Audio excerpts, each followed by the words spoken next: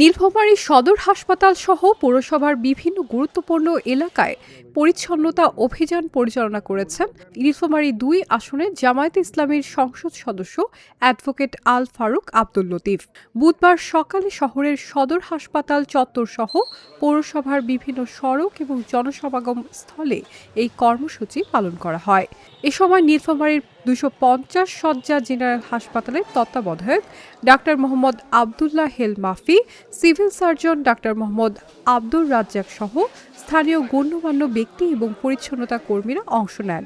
তারা সড়ক, ড্রেন এবং হাসপাতাল সংলগ্ন এলাকায় জমে থাকা ময়লা আবর্জনা পরিষ্কার করেন।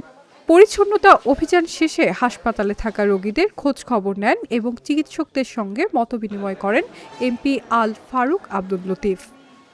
সেবা নেওয়ার জন্য যখন একজন ডাক্তারের কাছে যেতে, প্রথমে একজন এমন ডাক্তারের কাছে যেতে যে ডাক্তার নিজে চিকিৎসা করবেন না, তিনি অন্য কারো কাছে রেফার করবেন।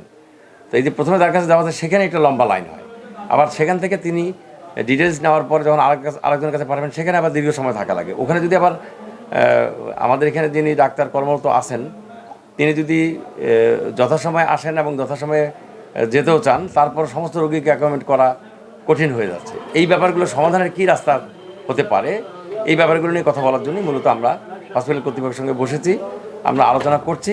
আশা করি আমরা সুন্দর একটা সমাধান বের করতে পারবো এবং আমাদের এই এলাকার, আমাদের সদর উপজেলার, বিশেষ করে এটা যেহেতু জেনারেল হাসপাতাল, গোটা জেলার রোগীদের চিকিৎসা সেবা দেওয়ার ব্যাপারে আমরা একটা কার্যকর ব্যবস্থা নিতে পারবো।